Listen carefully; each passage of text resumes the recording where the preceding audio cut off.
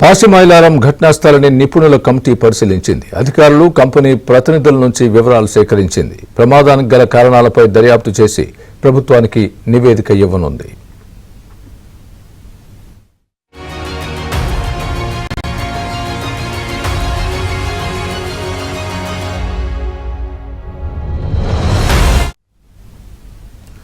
ఇక మరోవైపు సిగాచి ప్రమాదంలో మరో మృతదేహాన్ని గుర్తించారు. బీహార్కు చెందిన నాగ పాస్వాన్ గా గుర్తించారు.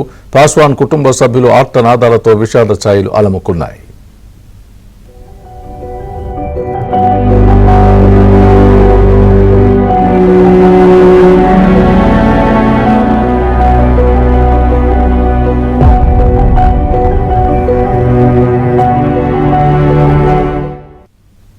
ఇదే విషయానికి సంబంధించి పూర్తి అప్డేట్ మా ప్రతినిధి మణికంఠ చెబుతారు. మణికంఠ,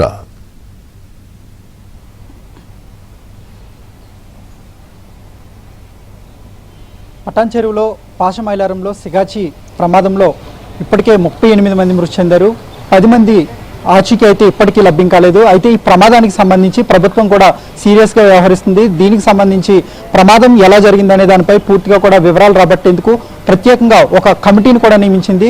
నేడు మధ్యాహ్నం సుమారుగా 2 గంటల సమయంలో కమిటీ అయితే ప్రత్యేకంగా సిగాచి పరిశ్రమ వద్దకు చేరుకుంది. లోపల ఘటన జరిగిన ప్రదేశంలో లోపలికి వెళ్ళి అక్కడ ఏ స్థాయిలో ప్రమాదం జరిగింది, అలాగే ఎంతవరకు నష్టం వాటిల్లింది కూడా పూర్తిగా కూడా వివరాలు అయితే సేకరించింది.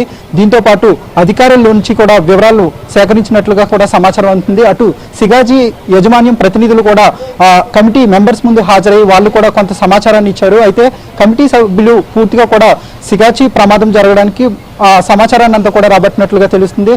అసలు షిఫ్ట్లు ఏ రకంగా ఉంటాయి, ఎన్ని షిఫ్ట్లు మెయింటైన్ చేస్తారు, అలాగే ఉదయం ప్రమాదం జరగకముందు ఎంతమంది వచ్చారు, అలాగే లాగిన్ లాగౌట్ ఎంతమంది ఏ మేరకు హాజరయ్యారు, దీంతో పాటు అటెండెన్స్ ఏ విధంగా తీసుకుంటారు, తంబు ద్వారా తీసుకుంటారా లేదంటే సిగ్నేచర్ ద్వారా తీసుకుంటారని కూడా పూర్తిగా అయితే వివరాలు రాబట్టినట్టు కూడా తెలుస్తుంది. బాయిలర్ పేలిందా లేదంటే రియాక్టర్ వల్ల ఈ ప్రమాదం సంభవించిందా లేదంటే డ్రైయర్ వల్ల ఈ ప్రమాదం సంభవించిందా అనేది కూడా పూర్తిగా కొంత ఇప్పటికే ప్రభుత్వం కూడా ప్రాథమికంగా ఒక అంచనాకు వచ్చింది.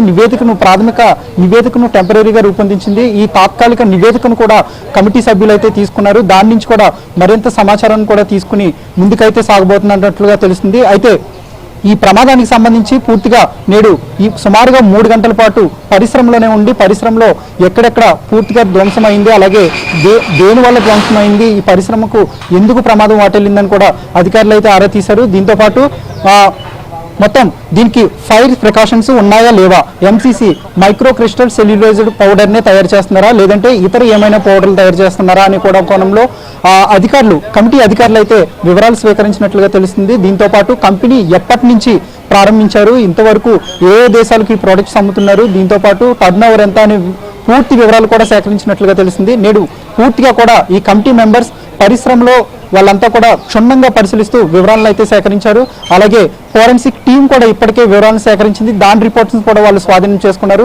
రేపు కానీ లేదంటే మరిన్ని ముందు రోజుల్లో కూడా ఈ ప్రమాదంలో గాయపడి ఆసుపత్రిలో ట్రీట్మెంట్ పొందుతున్న క్షతగాత్రుల వద్దకు వెళ్ళి ప్రత్యక్షంగా, ఎందుకంటే ఈ ప్రమాదం జరిగినప్పుడు వాళ్ళు ప్రాణాలతో గాయాలతో బయటపడ్డారు కాబట్టి అక్కడ ఆ సిచ్యువేషన్ లో ఏం జరిగింది ఎగ్జాక్ట్ గాని ఈ కమిటీ సభ్యులు పూర్తిగా వాళ్ళని అడిగి వివరాలు అయితే రాబట్టబోతున్నారు. దీంతో పాటు మృతుల బంధువుల నుంచి కూడా కొంత సమాచారాన్ని కూడా స్వీకరించే అవకాశం అయితే ఉంది.